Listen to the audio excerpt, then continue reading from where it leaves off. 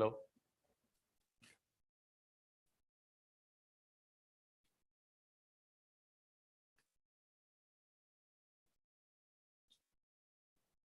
Okay, shall we start? All right. From yesterday, a brief refresher. We took a case study, a running case study of response model prediction. The response was in the form of click or a purchase from the users if they have been shown a content, right? Which we were calling as impressions. And we looked at multiple ways of going about it. And there were multiple factors. For example, in this particular approach, we discussed the impact of sampling. When you have large data and you work with a sample data, what's the impact on the model output, model training, and even the metrics, right? Then we talked about if it needs true probabilities, can we do calibration? And Shivam also talked about it, and we also discussed yesterday. If you have multiple objectives, then the model that you trained, how that will be used in that objective, in that ranking objective. Then we talked about that you could have the feature space could be very, very big when you use discrete features. When you are memorizing for each feature, so feature space could be very big, and especially when you start using the cross features. For example, when you have user ID, when you have product ID, and you want to have a user cross product, so that could be another feature. And if you had 100 million products and even 10 million users, it translates into, in a very brute case, it translates into 1 billion features, right? And we talked about feature hashing can be addressed. The other thing was because of different frequency of features, signals appearing in your data, you need adaptive learning rates, you need per feature learning rates, right? We also talked about if you have to use uncertainty, or if you want to regularize each individual feature, then you can go with Bayesian models. Bayesian models give you posterior distribution. They give you posterior distribution, and you can use the posterior distribution for uncertainty. You can have the variance from those distributions, right? This was a neat trick when you have large feature space, but for instance, there is a huge sparsity. When you have to update the model, when you have to inference, right? The weight vector is very sparse. Only a few features light up at the time of inferencing, at the time of prediction, even at the time of model update, when you have to do model update. So this is a neat trick that you can resort to. We also talked about when there are sparse clicks, sparse data, right? When you have counts, when you have counts of impressions, of clicks or purchases, but they're very sparse.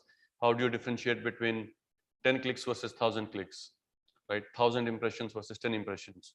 They will give you false, they could give you a false indication of the rate metric. The rate metric could be CTR or conversion rate. So how do you do shrinkage? How do you do smoothing of those estimates? We talked about how do we deal with large scale learning when it comes to large data. You could train ensembles of models on a distributed setup like Spark or your vanilla distributed cluster, Hadoop cluster. Okay, wherein on each mapper you can have one model, and then you combine them. That becomes an ensemble model. There was other way.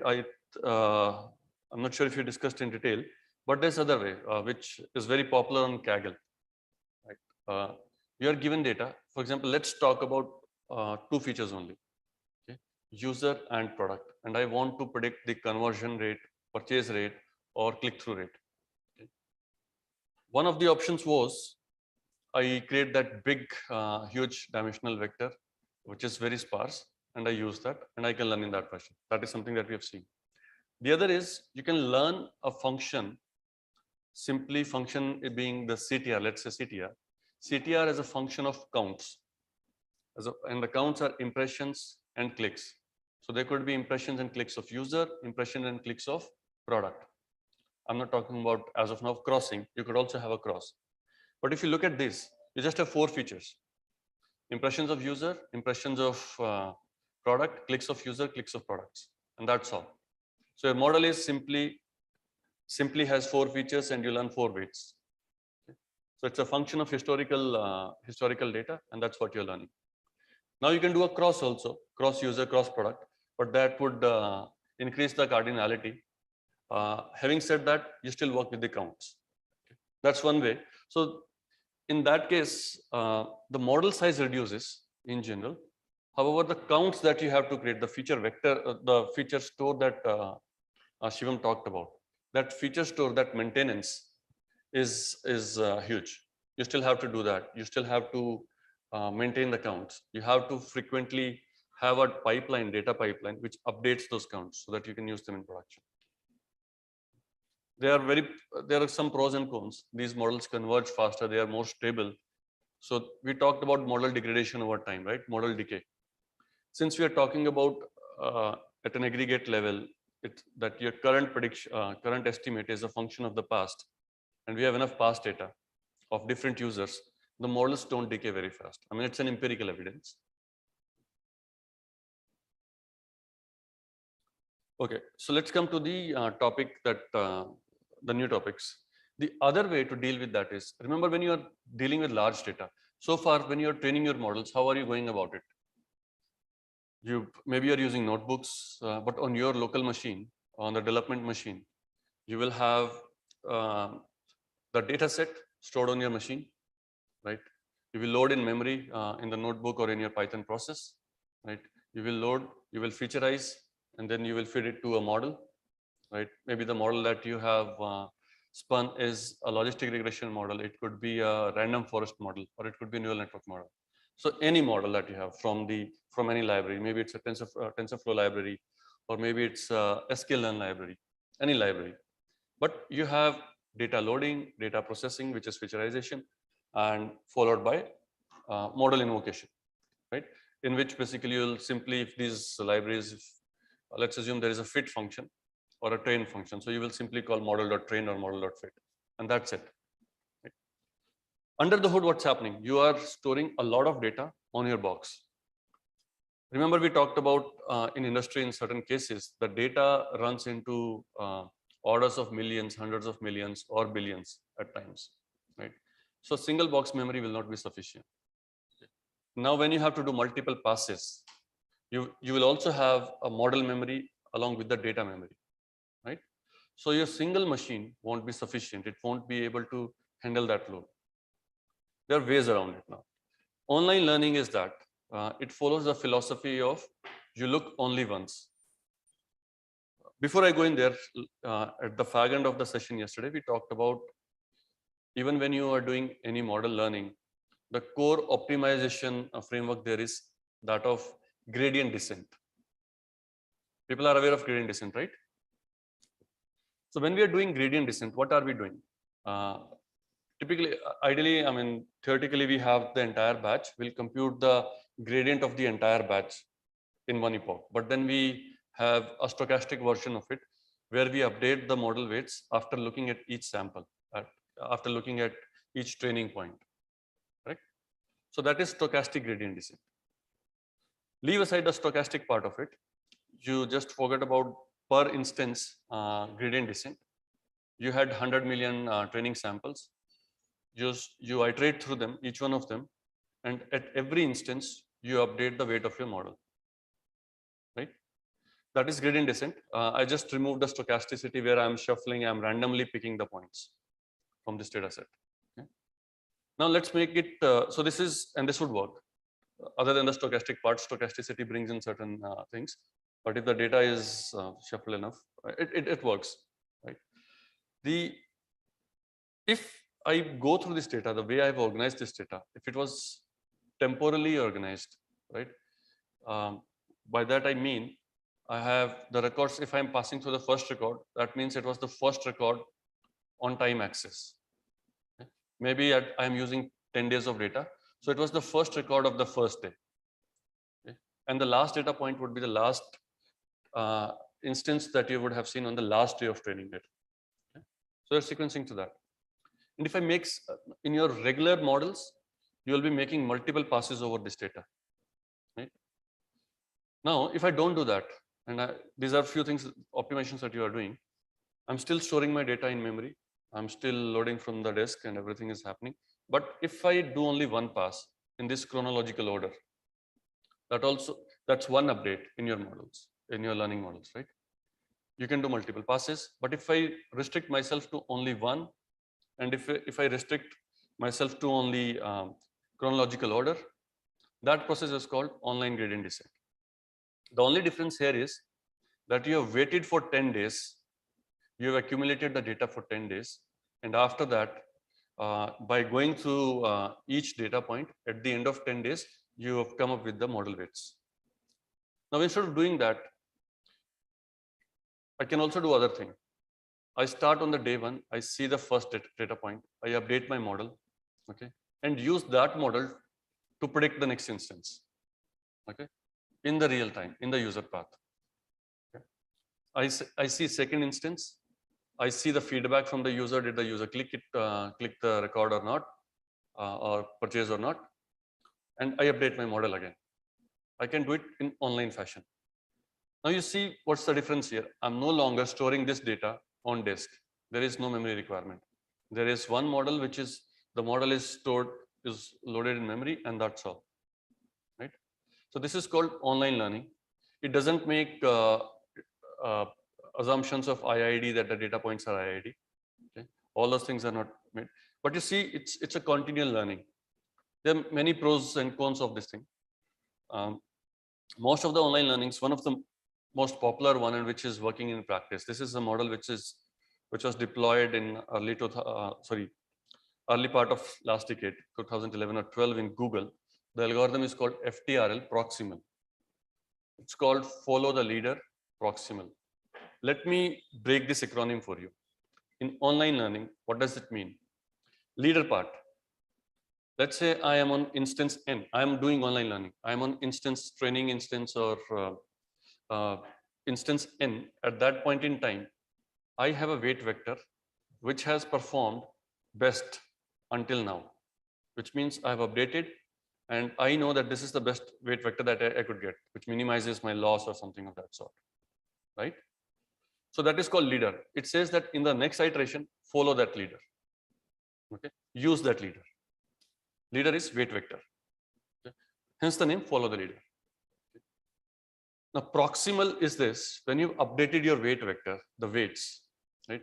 Proximal part is don't deviate too much from the previous weight vector.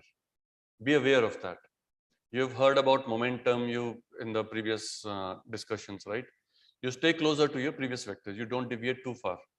Okay, because of the rogue. Sometimes there are outliers in the data points when you are training the model, and it can take you very far. So you don't move very far away from the previous point, from the previous weight vector. Okay, so that's the proximal part. Regularization part is that you bring in some sort of regularization of the weights that we do. Okay. Now let's see all of them. How do they combine? The equation, the bottommost equation is that okay, there is a square component W minus WS, S is passed, okay, which is an iteration on the time scale, on the time axis. So I'm staying closer to the previous model, previous weight, and here I'm using lambda W1, which is L1 norm here. Now, how many of you are aware of L1 norm versus L2 norm, or L1 regularization versus L2 regularization? How many of you are aware of that? Good number. Okay. Why do you use L1 over L2?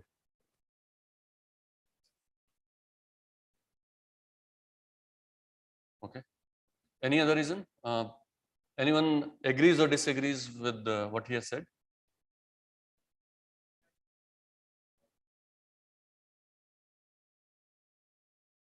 It's a hypersphere, that is okay. Are turned off. So L1 typically, you're right.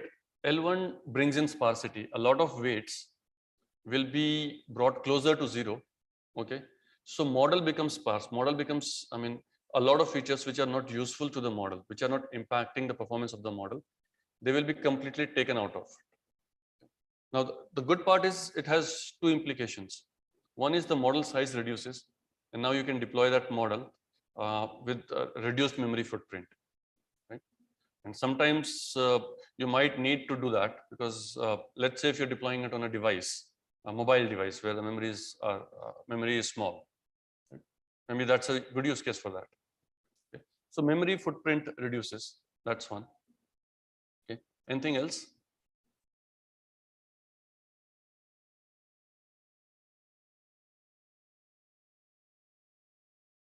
And feature selection and feature recognition. Yes, it's called embedded feature selection. When we were talking about feature selection in the past, there were multiple ways of doing feature selection. You could put the model in, feature in your model, train a model, see the performance, right? But that's going to be very expensive. It's a combinatorial exercise. Or you could have seen the correlation, the relationship between the feature and the target variable. That's one way of feature selection. This is another way of feature selection. But the whole point is that this guy does this thing. There are challenges though when you do this form of regularization. You know, this is an absolute function. So will it be differentiable everywhere? What happens to the differentiability of this function? Is it continuous everywhere? It's not continuous.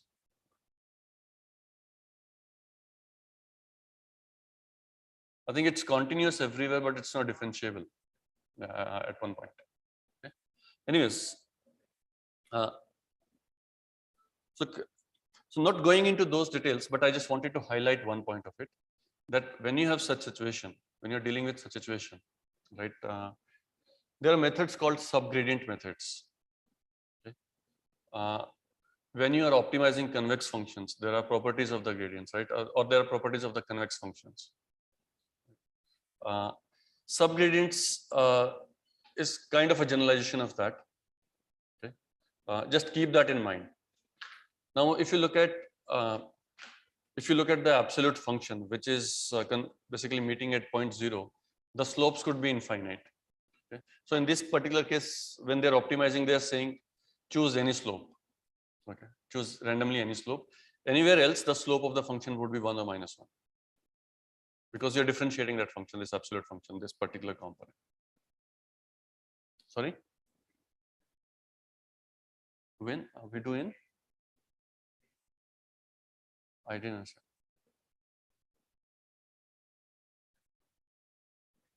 Well, you can think so. Yeah, that's a fair thing. The other thing is the loss function that they have in this formulation in FTRL proximal that we are talking about is a logistic loss, log loss. So there is a linearity here. Okay. So all those things. Now we also talked about in the past that FTRL also brings in per feature learning rate. Okay, the learning rate that we have, the eta t here in the first equation that you are seeing, is adaptive, and it is also per feature. Okay. Now it's not called out here, but this is the first equation is a vanilla online gradient that I talked about, right? If you look at this thing and you just telescope and explode it, right, or unroll it, you will see that WT plus 1 is equal to W0 minus this factor and sum of gradients, right? So it simply translates into this function now, right? That's the weight update equation, and the FTRL equation at the bottom is similar to that. There is, if you set lambda 1 equal to 0, if you set sigma s equal to 0 here, it degenerates into that, right? That's what happens here.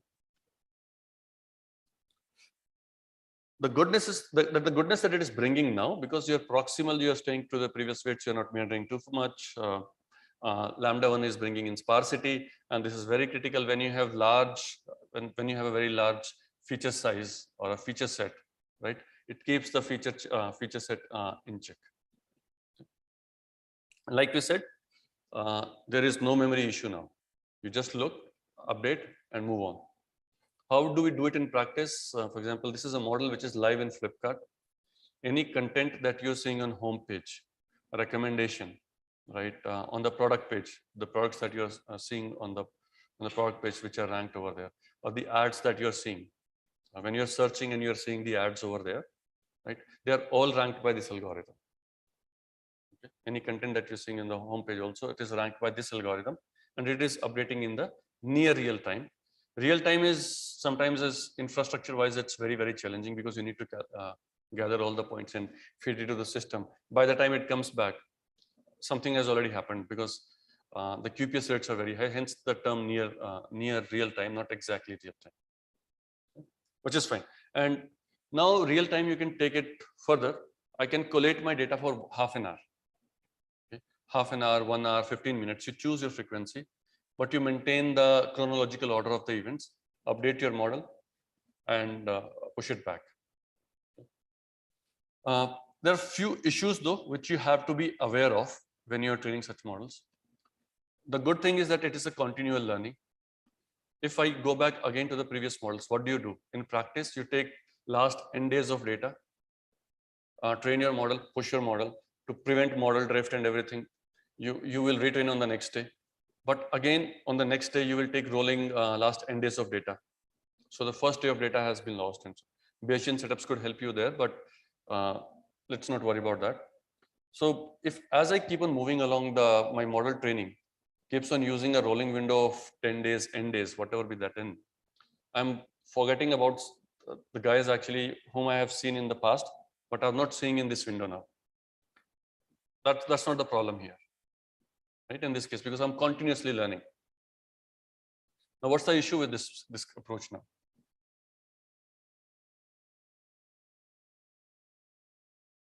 Will not my model size explode? Lambda 1 was trying to rein it in, but because I'm continuously learning. Now, if I've seen a person 6 months ago, and that person as a feature, when I'm saying person, that's a feature. I've seen a feature or a person 6 months ago, and that feature hasn't appeared yet in my training data. Now, maybe I can decay it or I can remove it. So there is also, we are doing feature selection, the aggressive feature selection that we were talking about, but we also have to do a feature pruning exercise on this model. So that is something that we have. So stale features have to be pruned out. Okay. Even feature selection that you're doing online, right? Let me try to draw parallels. You are doing feature selection when you are training your vanilla models or regular models. How will you do a feature selection? Sometimes some record, some features, they are way too infrequent. A user who has appeared, user ID who has appeared only once in your training data, is that user using that user ID as a feature, is it going to add any value to my model? My models are functions of data. It's a very sparse information that is not going to add any value. So what we do typically over there when we create features and the feature values which we use, we filter on the basis of certain thresholds, impressions, or the frequency in the training data. Any feature which appears less than certain number of times, they will be simply pruned out. Okay. And because they're not adding value, that's my whole hypothesis, and that could be a hyperparameter. What should be that threshold? Should you have 5 frequency as 5 number of times it has appeared, 10, 20, 50, 100,000, depending on the training data, right? But that aside, we do this sort of pruning. In online, I can't keep on maintaining these counts. Otherwise, then I will have to do a separate bookkeeping where I'll have to all these features and keep their counts. Effectively, you can do that, but not in that brute force, brute manner. You can use probabilistic counts, probabilistic stores like Bloom filters, which are memory efficient. There is a possibility. There are some possibilities that it may go wrong when the feature may not be present, but it tells you that it is present. Okay? So false positives can be there. So the whole point is that you can do feature selection or you can do probabilistic feature selection, do a coin toss, right? Hoping that it, and you assume that it coin toss with a certain probability. And then you will select that feature when you're seeing any feature. You will make it part of your model with a certain probability by doing that coin toss. Okay. Yesterday we talked about feature hashing also. You could do that here also. In this particular paper, it has found empirically it degraded the model performance. Hence the use, neither did we in Flipkart, nor did folks at Google. They used feature hashing. In some cases it worked, some cases it didn't. Empirically, it did not work on this one. Now, in your offline model development, you also do grid search, when you do hyperparameter tuning. Even in this algorithm, there are hyperparameters. For example, here we are seeing lambda 1 as one of the hyperparameters. So in online model, how do you do hyperparameter search, or how do you do grid search? So this is one of the challenges. What we are doing here at Flipkart is that you could do multi-arm bandits or something of that sort. You spawn multiple models with different hyperparameters, wait for the feedback for n hours, and choose the model, choose the winner out of it. Okay? So call it a mini A/B, not a A/B testing in the truest sense, but you can think of that's the equivalence that you can think of. And here you are not using one control, one treatment. You are using one control, treatment 1, treatment 2, treatment 3, treatment 4, and so on and so forth. By the way, treatment, control and treatment comes from the drug trials parlance, where treatment is where you are giving one kind of treatment to a group of patients. Yeah.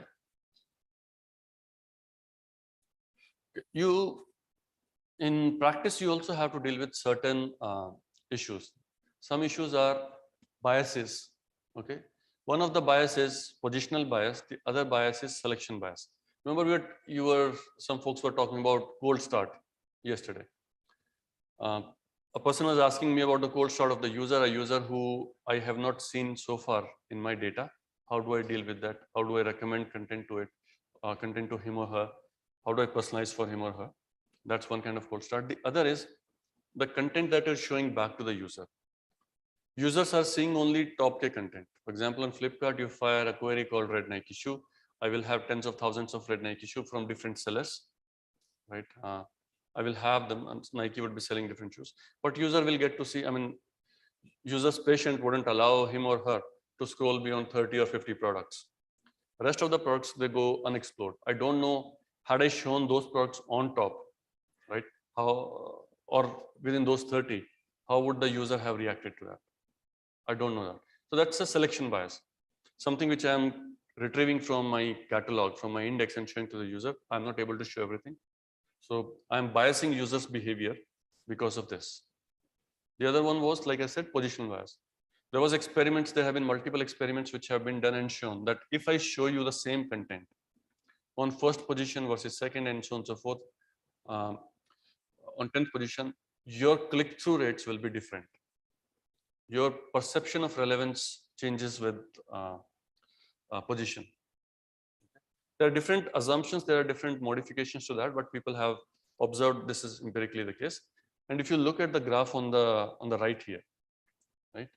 Here, this is the CTR of different positions, content shown at different positions. Okay?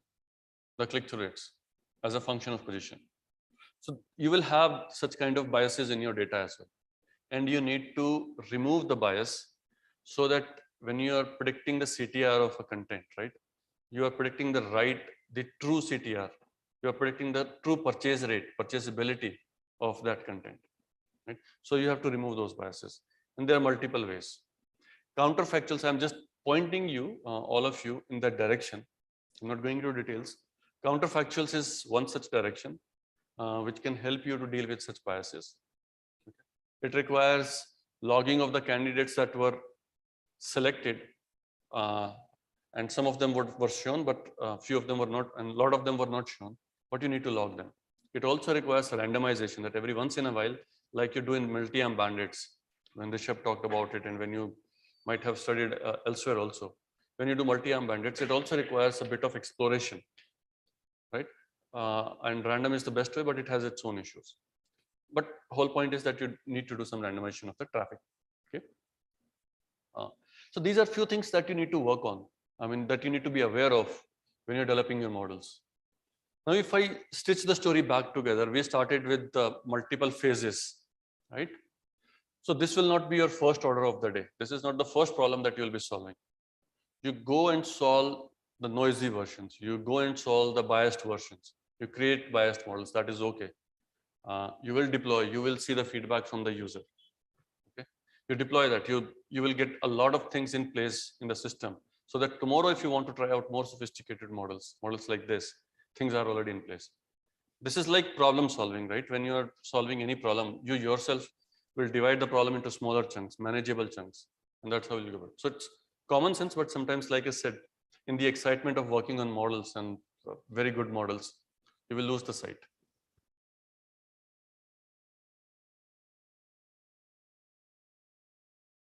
This is an interesting bit. Some features are expensive to compute. Okay, some are relatively easier. For example, if I want to figure out users' history in the last 24 hours, last 20 minutes, something of that sort, then I will have to maintain a separate data structure. I will have to store all those things, right?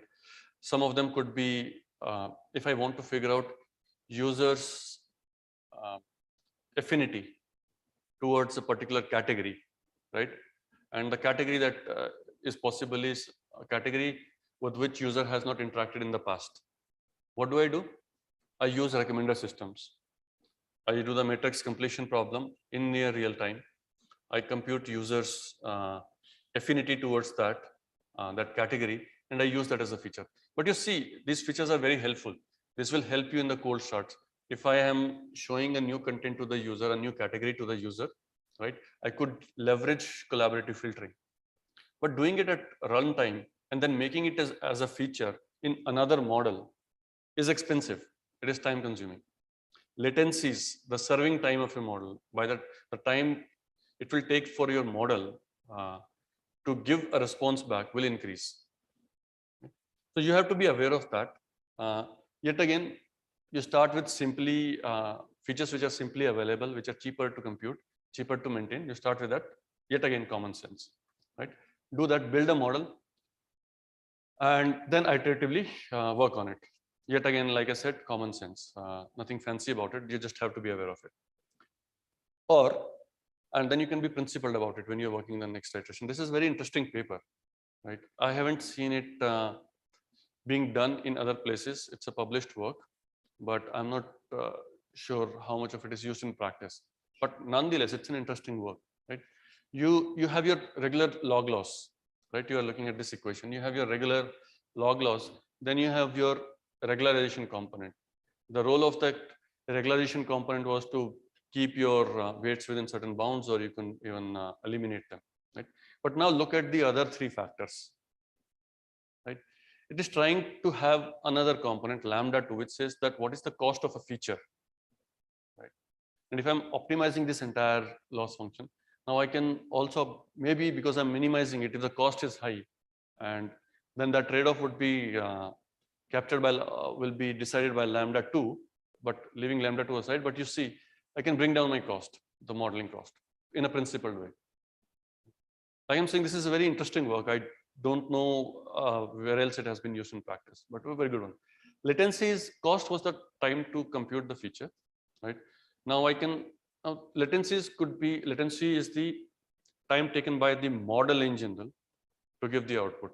Now, because it involved looking up different features, you could look them up simultaneously, in parallel, compute them. So there is a computation cost there as well. So you can also add latency, that if I use so many features, what will be the impact on latency, right? Or if I use so many results, so even the number of results that I'm fetching and showing to the user, right? It will have certain latency. You understand what latency is, right? It's the time taken to send the response back. The last component there is the number of results itself. Do you want to show 2 results for a given query, 10 results, 100 results? How many results do you want to do basically show? And it can be controlled by that. So you see, you can do these things in this manner also. Something worth thinking about, keeping at the back of your mind, that if you want to go about it in principled manner, look at it, explore, right? And if you find any interesting observation, mail back to me. Okay. Other practical challenges, this is divide and conquer kind of an approach. If I were to remember we talked about merge sort, right? If I simply have to give you top k, remember that problem that you are given n arrays, sorted arrays, which is your data structure problem, right? And then I want to figure out what are the top k at the end of it, right? You don't need to go beyond top k of in each of the arrays, right? Is that right? Okay. The whole point here is very similar. You have large number of candidates to fetch from. Okay. You want to apply ML. You want to be you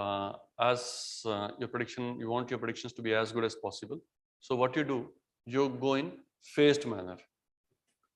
You first try to retrieve the results which you think will be relevant. Okay. You apply lightweight models which can be then used to predict or infer on these large number of candidates. Okay. Then you select top k out of them. You can divide. I mean, typically, like I said, in search, for example, there are thousands of servers. I can fire my request on each of these servers, get top k from each one of them using a lightweight model.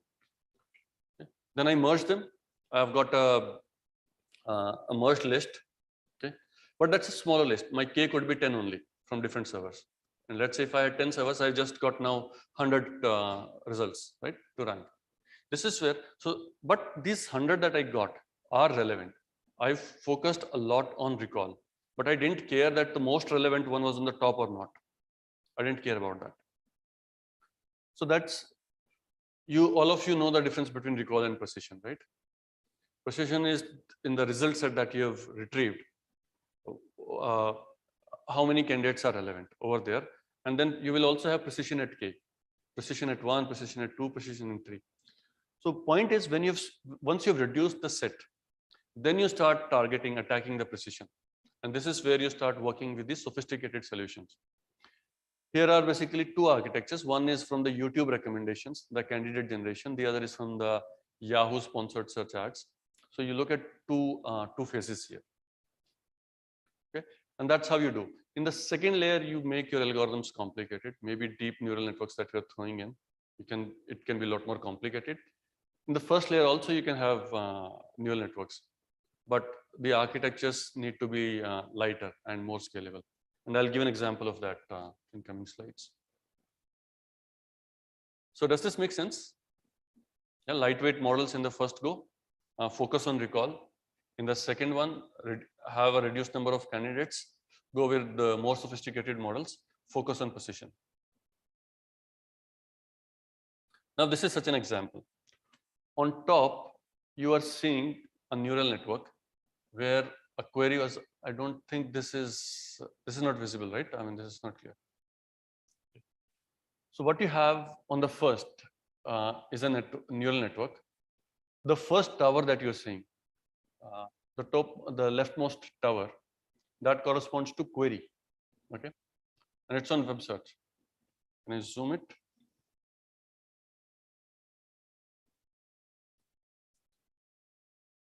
Let me try this.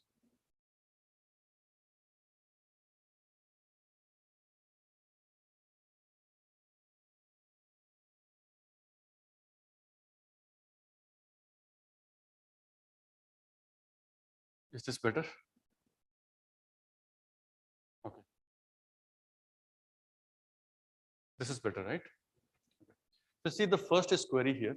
The rest of them are documents which were fetched for that particular query, search query. This is a work from Microsoft in Bing Search, 2013 paper. Okay. What it is doing is, there is one tower, one network actually, which is taking the query, projecting it into a low dimensional space. And at the end of this deep neural network, you have 128 dimensional representation of the query. Okay. Similarly, there is another document. We call it a product or document tower. Okay.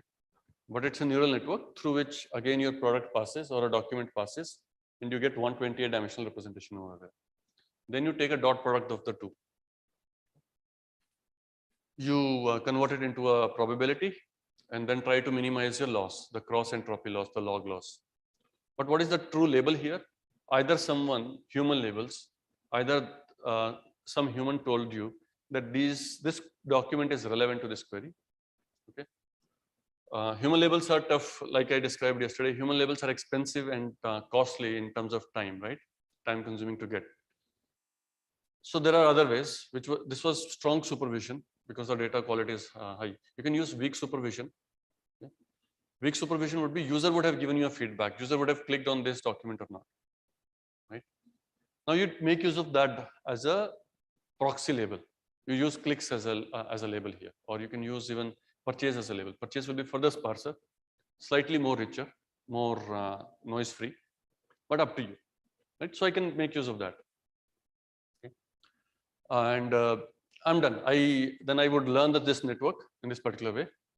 Forget about the D1, D2, DN. D1, D2, DN is relevant. I mean, if this entire network, you can play around with this one, but you can focus on the first two towers. They are critical here. Okay. So this is one such approach. This is an example from one of the Google papers. Okay. So when you're doing the search, okay. So what I did in this previous approach, because of this, I've been able to project my query and my document in a latent space of 128 dimensions, right? And then I can do similarity on them, dot product, cosine similarity, whatever similarity measure I can use. Okay. Great. Now, bringing all things together, what you could do is, just a moment, maybe I would, no, I don't. What's the advantage of this? These two towers. You see, these two networks, they interact only when I'm computing that relevance of query and a document, RQD1, right? It's only at that point in time they are interacting. Now, document information I already have beforehand. In e-commerce, the product information I already have beforehand. Some of the static features. Query is coming at the runtime. When I'm going, this model can be learned offline because I have the click logs or the human labels, wherever I'm getting my labels, this model can be learned offline. Now, what you could do further is, for these documents, for these products, you can make them go through this network, compute their embeddings, these vector representations, 128 dimensional vector representations, offline itself, right? And store it in an index.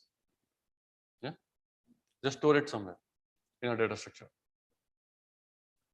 At runtime, when the query hits our systems, you make query go through this network. You make prediction only on the query,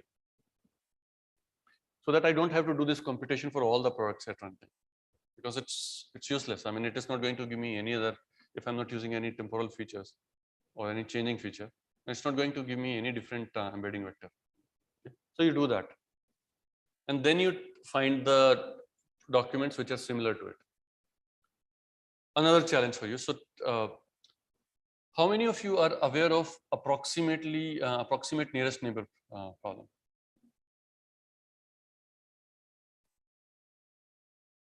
So let's say I have 100 million documents in my database, in my index. In Flipkart, we have hundreds of millions of products. Okay. I have them, and I have got a query. I want to figure out the nearest one. I mean, the one which is most relevant, and for that I will have to take a dot product of these two vectors.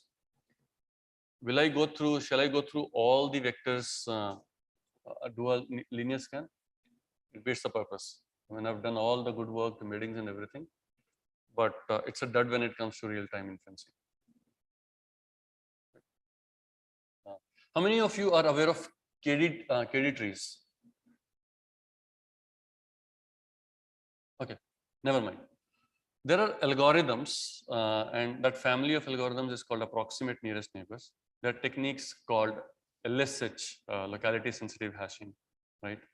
There are multiple ways in which the index of the products that you had, you can store them in multiple ways. You can store them in a tree form, or you could do also one thing. You had 128 dimensional vector. Can I divide into 4 groups? Okay, so 128 by 4, okay, or 2 for that matter, right? If I do that, and then I cluster these 4 parts of the vector, right? Just 4 parts. and represent it by their, or basically cluster them and have a centroid representation. Okay.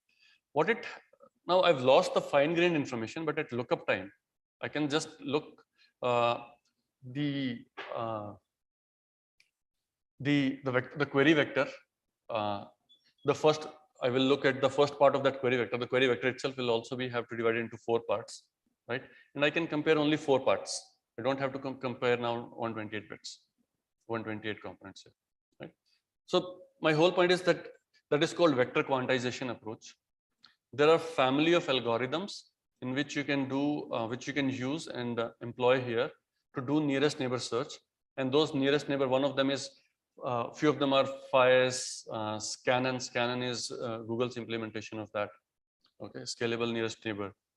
But my whole point is that that lookup itself, depending upon the similarity metric, right? There is a whole bunch of algorithms in which you won't get the exact nearest neighbor, but you will get approximately nearest neighbors. Okay? So a good recall, precision may not be that high, but it is practically very, very efficient. Okay, and it serves the purpose.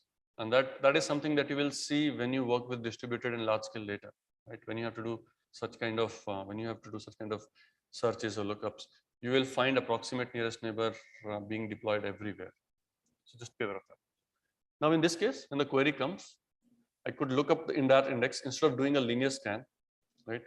I'll employ one of these algorithms, nearest neighbor approaches, and I will figure out the top K products. See, this is neural networks. Here, sometimes you all know word2vec, right?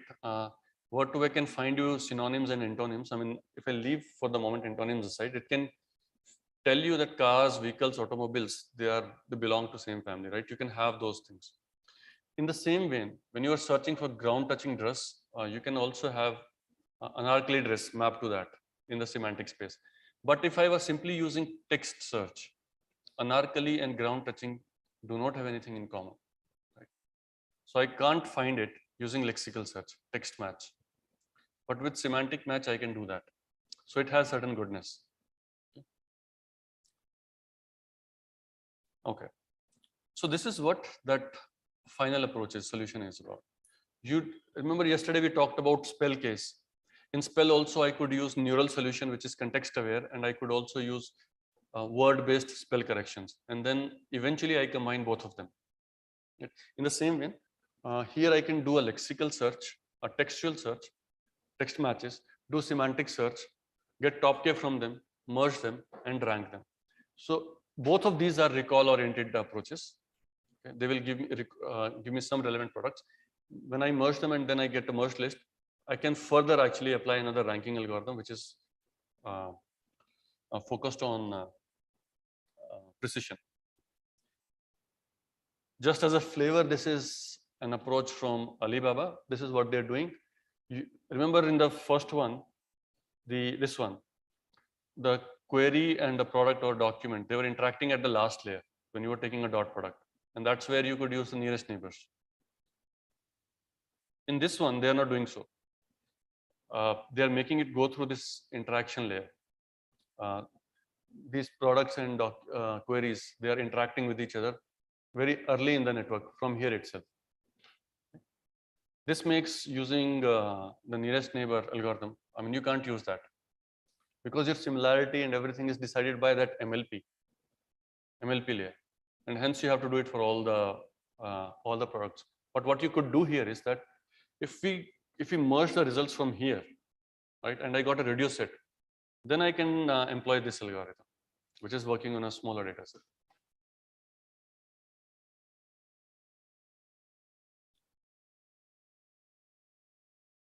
That makes sense? Okay, other things when you, I mean, I started with CTR prediction and then I moved to some of the best practices, right? Biases. And now we are working, nowadays we work a lot with the neural networks. So in practice, when you deploy your neural networks, there are few things that you have to worry about because it has a bearing on the serving time, the prediction time, the latencies eventually, right? And the factors, some of the factors that impact that is that you train your models typically in GPUs. GPUs are faster for neural networks nowadays, but you do your predictions on the CPUs. CPUs are more commodity hardware, and they are cheaper, so inferencing itself is cheaper. I can have thousands of CPUs, but thousands of GPUs, and serving time will be very expensive for me, for the company. So most often the serving patterns will be that you will be training your neural networks on GPUs, but inferencing more often than not on CPUs. And a lot of work is happening now to make inferencing as fast as possible on CPUs as it is on GPUs. Leaving that aside, so when I'm on CPU, when I'm inferencing, a lot of this computational, the increase in computational time comes from few factors. The number of layers that you have, the number of edges that you have, the number of neurons that you have, right? Which is the model size. It's because of that. That's one reason. The other is the weights that you're using in your network. They're all floating weights, right? So what's the precision that you have over there? There could be 32-bit precision, FP floating point 32, right? So that also, that computation, yesterday we talked about models like BERT, Transformer. These are very big models, millions of parameters, billions of parameters. Now at such scale, the impact of these floating point computations, it explodes. Okay? So when you have bigger models like this, or even in smaller cases, relatively smaller, because every millisecond is worth something. There are separate studies which say that if you lose, there was a long time back a study in Microsoft, that if you lose 10 milliseconds on latency, or rather actually if your latencies are increased by 10 milliseconds, right? Your conversion rates, your purchase rates, they dip by 1%, which is a big number at scale. Right?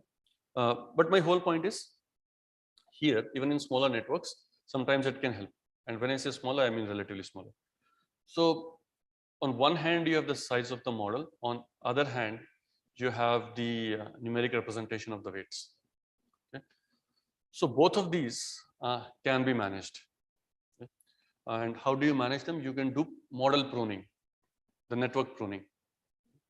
Now, the multiple ways, one of the ways is that which could be expensive, and this is pruning is happening offline. When you have trained the model, you are afterwards you're doing the pruning. So you assign each neuron, each node a weight, a score. Okay, using that score, you will drop it, but simply dropping it will have an impact on the model performance.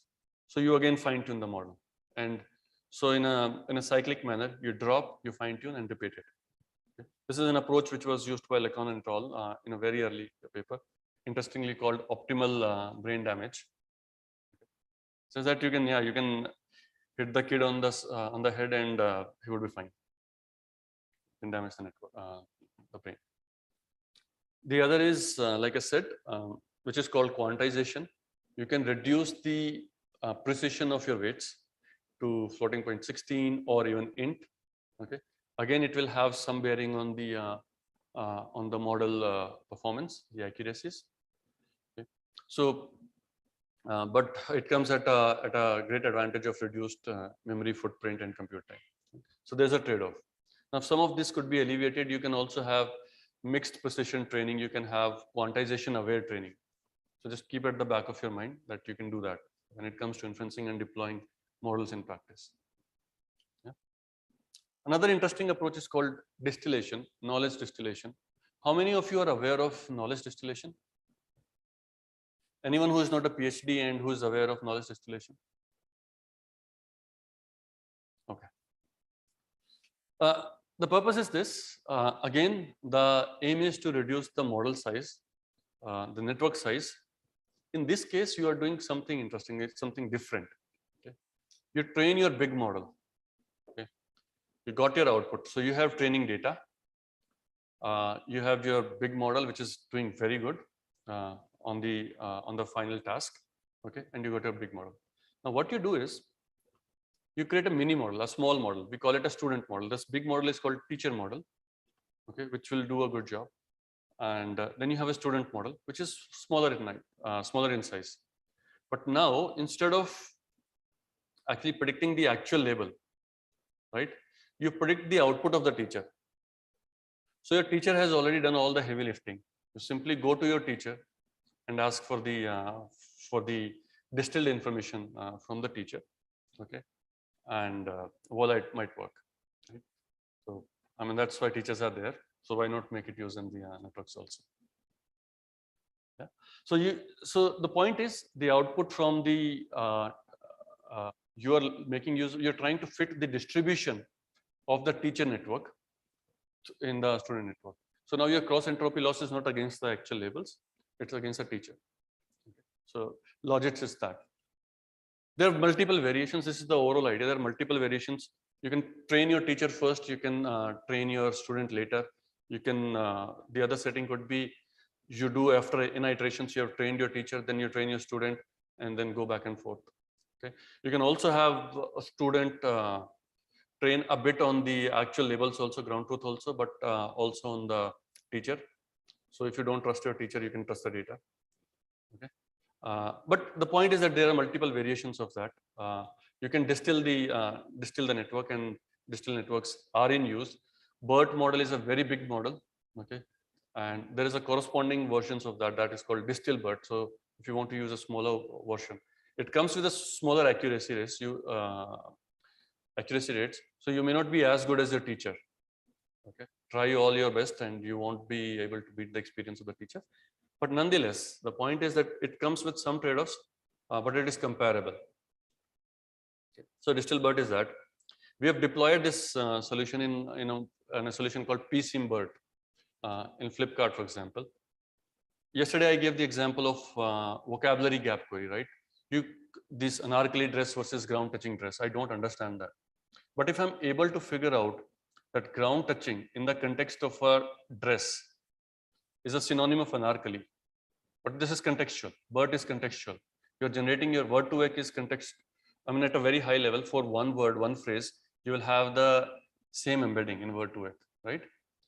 But BERT is contextual. For example, river bank, money bank, financial bank, power bank. In the context of these words, bank has a different representation. BERT helps you, BERT, Elmo, GPT kind of models, they give you those contextual embeddings. Right? So this is our work here, PSIMBERT, that in the context of dress here, ground touching and anarchally, they are synonyms of each other. Okay. Ground touching in a different case could be something else, right? So, and it's, my whole point is that it's used in practice. It is very, very useful, and we have deployed it. There are a few other things, just commonsensical. When you train, you deal, for example, when you work with the text data, you might have trained, how many of you trained your RNN models during this? Did we train RNN models in this school? No. Have you worked with RNN models here? Anyone? Okay, no worries, we'll skip it.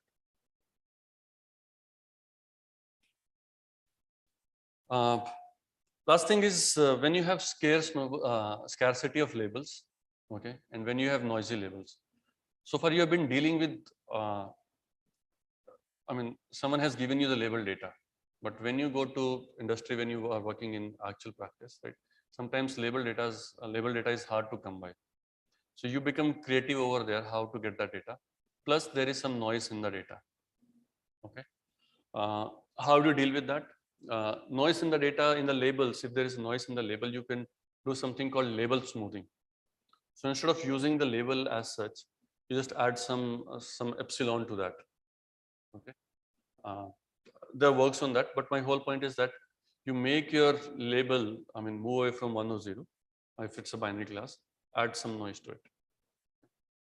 Adding this noise take care of the noise basically. I mean, this is a noise which is equivalent to the noise that is present in your labels in the data. So you assume that because of this noise, I have to recalibrate my loss function should help learn a better robust model. That's one. When you have scarcity of the label data. So I'll give an example. In Flipkart, we were developing a solution for vernacular query translation. Hindi to English in e-commerce domain. I didn't have enough training data. I mean, publicly I have Hindi to English or English to Hindi translation of Bible. Okay. So I could use that to a certain extent, that is transfer learning, but it's not, Bible doesn't talk about Kale Rang ke jute. Okay. So, and I have to deal with queries like that. My whole point is that this data, this parallel corpus that I need, this is the Hindi version, this is the English sentence, and I need that this is a translation of Hindi sentence to English, right? And this Hindi is still Hindi data might be more readily available than other languages. We also have our solutions in South Indian languages, Bengali, Marathi, Kannada, Tamil, Telugu. The data becomes further sparser over there. I mean, the label data. Right? How do you deal with that? And there are techniques. So in machine translation, I'm just giving you a flavor. What you could do. It goes into the, I mean, it is related to semi-supervised setting also. You could do semi-supervised also. Ideas are very similar. What you could do is, we had a very small data set, label data set. Okay. In fact, I won't go into some other details which were creative, but let's say I got some sample queries, 100 queries or 1,000 queries labeled by human ops. Okay. And or I paid Google to translate it for me. Okay. Someone else basically translated it for me, as simple as that, but a very small set. I trained my model on that. Now, I trained two models. I'm still taking a case of Hindi translation, Hindi to English and English to Hindi. Now, how I'm going to use this thing. On e-commerce search in Flipkart, I have a lot of English queries, right? From English to Hindi model, which is a reverse model which I had trained, I will translate these English queries into Hindi queries. There will be some noise in that, yes, and we'll refine it in an iterative manner, but I will generate this noisy data. Right? Similarly, there will be Hindi queries which have come onto my system, but I haven't been able to actually address them. So I will have, these are called monolingual data sources. There are no parallel corpora. Parallel corpora is where you have English and Hindi translation available, but individually you have a lot of data, right? So a lot of Hindi queries which were untranslated or unlabeled for me, I have them. I'll apply my Hindi to English model on that, and I will generate more data. I will have parallel data now. I'll use them. This is where active learning comes into play. Some of the translations will be very crappy, so you can filter them out. You can send some of the to begin with, even the high confidence ones, you can send to the labelers and see your confidence, or the queries where you're not confident, you can send to the labelers, or you can bypass that also. You train a noisy model with this one, with larger data, right? And it will converge somewhere, and after that you can start involving the human ops also. But this is how we solved it. So we used back translation, we used forward translation, augmented our training data. So labels, this is a real problem that you will see, and like I said, there will be noise in the labels, and some of them can be tackled through label smoothing techniques. Yeah, does that make sense? Cool. All right, that's all.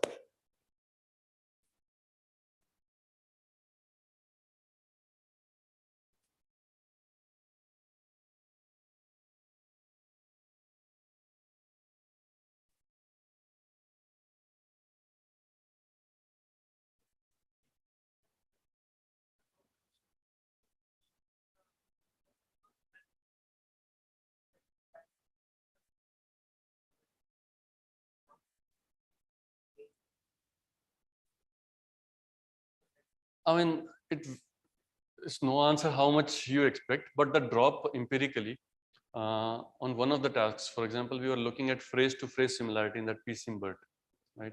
If I was using 12-layer BERT with 768 dimensional vector representation of that, my precision at 1 was somewhere around 88%. Okay. But when I used the digital version, it came down to 85 or 86, which was reasonable for me. Yeah.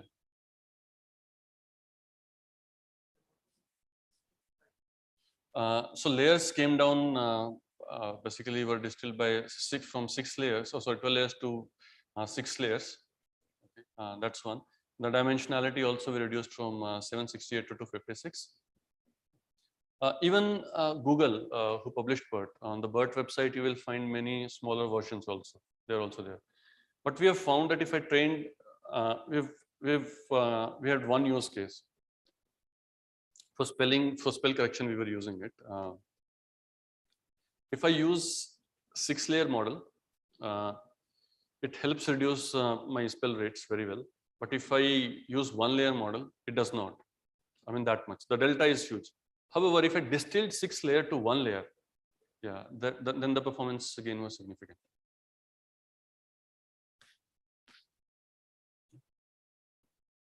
Just I'll breeze through this slide deck. Okay, this is publicly available on /n website. /n is a technical event that Flipkart runs. This is from this year's /n conference.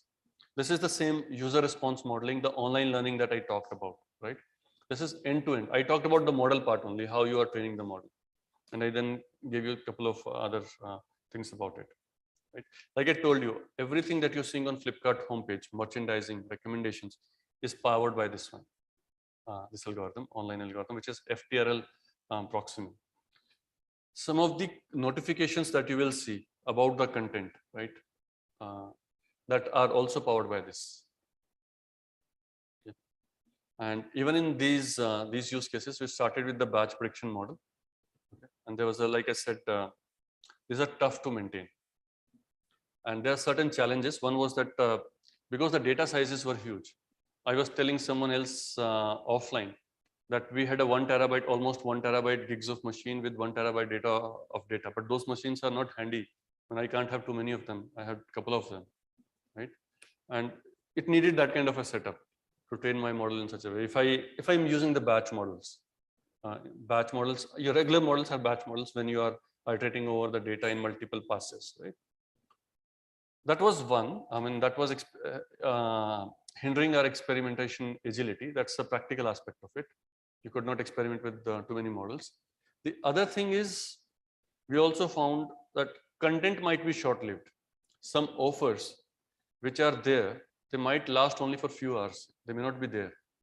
And if I want to react to it, I better react to it very fast, right?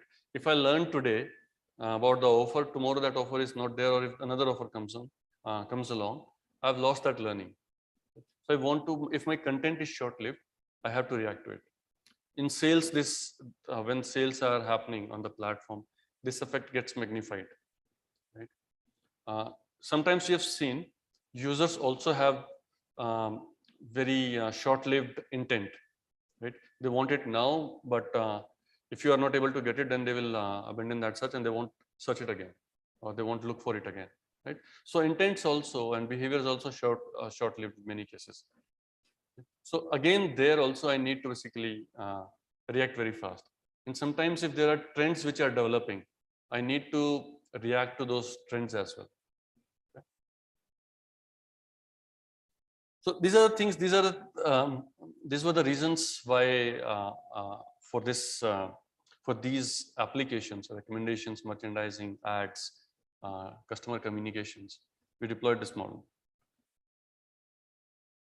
We call this thing, like I said, the name is called Opus, and it's a user response modeling using online models. So I gave a running case study of user response modeling with different models, Bayesian model, sampling and everything. Many of them are offline, right? Good practices are offline. And then I also talked about online learning. So this is the online learning that we're talking about here.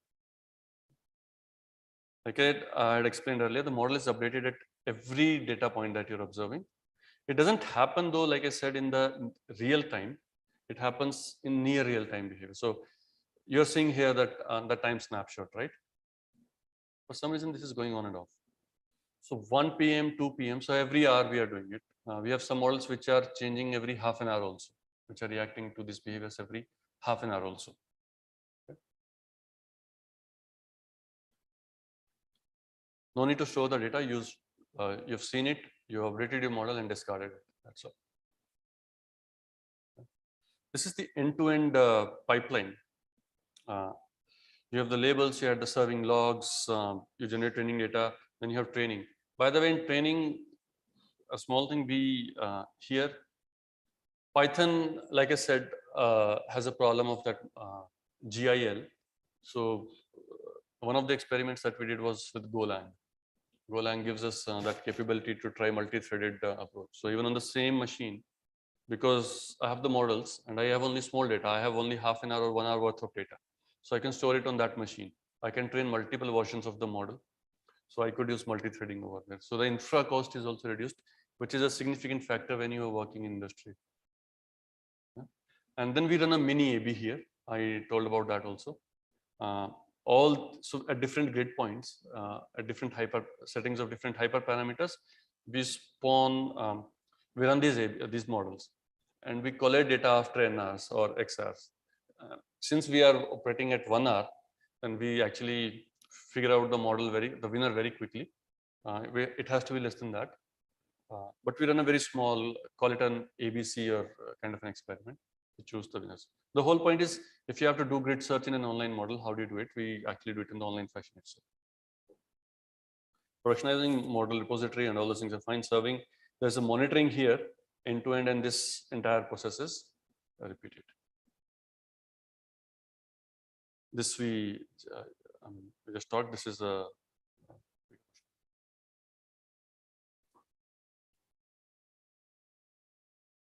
the same thing that if you had more features in the right hand side, you are seeing more features. So that is something that you want to explore. That's an experiment. So you can create a grid point for that also.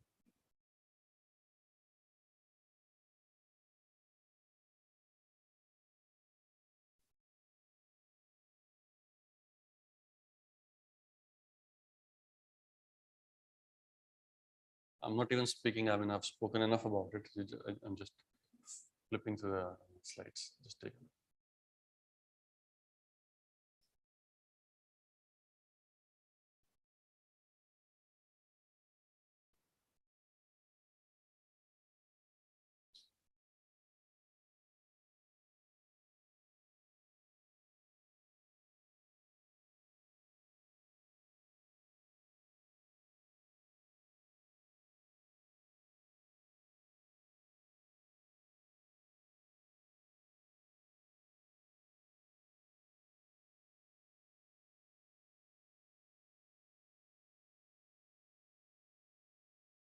Remember, we talked yesterday, have more than one metric for a model, because different metrics capture different aspects. Rock AUC will, I mean, overall, it will give you the classifier. It will tell you something about the classifier, but in case of imbalanced data set, it doesn't tell you the picture at the top. Right? So you might want to have other metrics like MRRs or MAP. Right? Information gain is how are you doing with respect to the baseline CTR if you use the average CTR for prediction.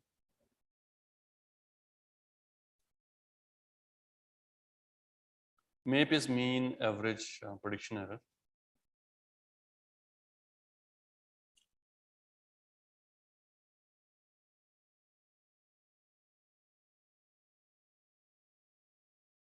This is the scale that we are talking about here, right?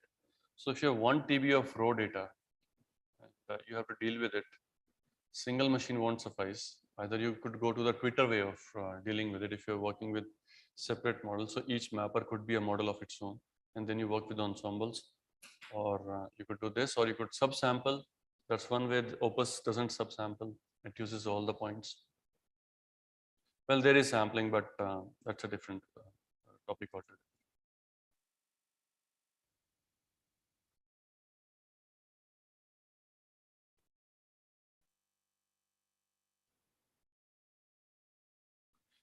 Now, online learning, there's good research which is happening. Okay, how many of you recall yesterday we also briefly talked about learning to rank, that if you are given a list and you have to rank it, right, compared to point-wise classification. How many of you remember that? Okay. That's a weight decay at a very high rate. Okay. So the point was, if there is a query, right, and I am showing you the content against that query. The query could be user request. In recommendation, it's a user that is coming in at runtime, or it could be user fired query, or you land on the home page. In that case, user himself or herself is a query, and I'm showing content to the user. I have a list of, remember that we talked about recall layer and precision layer. Even precision layer will generate a list of candidates, right? And in precision layer, you can apply learning to rank and everything. The point is, you have a list, and I want the most optimal ranking. Okay? You could have ranked each of these content individually. That is called point-wise learning to rank. This is where most of your classifiers that you have learned, they will come into place, come into play. The other could be list-wise ranking. Now, for if there are n items in this list, there are n factorial potential candidates from this list, right? And I have to choose one of them. I have to select the best one of them. And then there are approximate algorithms. That's the learning to rank area. That's the learning to rank field. If you're given a list of n items and you have to come up with the most optimal, most performant list, right? With a ranked order, how do you do it? So that's called learning to rank. And your classifications is, if I make a silly assumption or a naive assumption that the points are independent of each other, right? Then your regular models can be applied. That is called point-wise learning to rank. But like I said, if the query was Nike shoe, if I showed first result also as a Nike shoe, a red Nike shoe, if I showed first result as, or branded red shoes, let me put it this way. If the first result was Nike shoe and the second one was also was a red Nike shoe, then these two in the presence of each other, one of them is irrelevant, relatively. However, had I shown a red Adidas shoe or a Puma shoe, something of that sort, right? And then this Nike shoe, one of those Nike shoes coming at the bottom, at the lower end, right? That list would be more optimal for the users.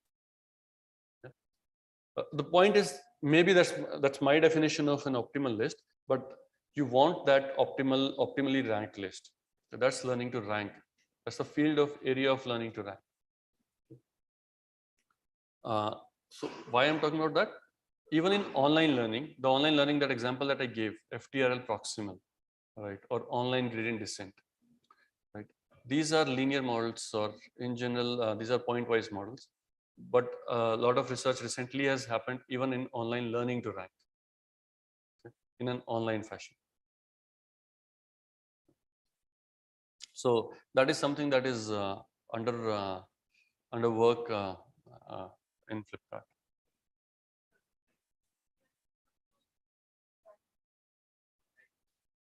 Both.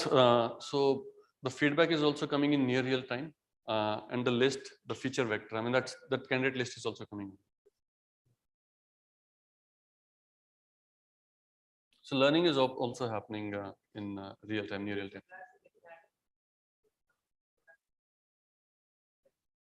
That is one. The other could be the query which came along. I mean, there was a search query. I showed n results. Even if this list was static, relatively static, the context would have changed, right? So at one point in time, I would show one result set, and if again, and here I have to rank the list, and I can, when I showed it to the user gave me a feedback. Next time when I have the same result set, can I update it? And the objective is list aware is all what we are saying in learning to rank. It's not single instance aware.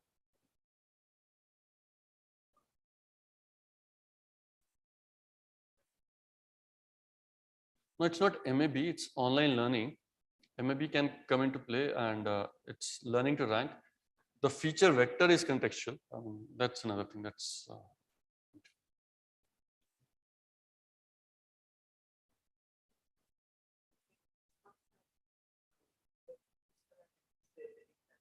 correct. Yes. So you can have map kind of a metric, mean average position. You can have NDCG kind of metric. You can have MRR kind of metrics. They themselves have different challenge. They are not convex functions. They are not continuous functions. So optimizing them is different.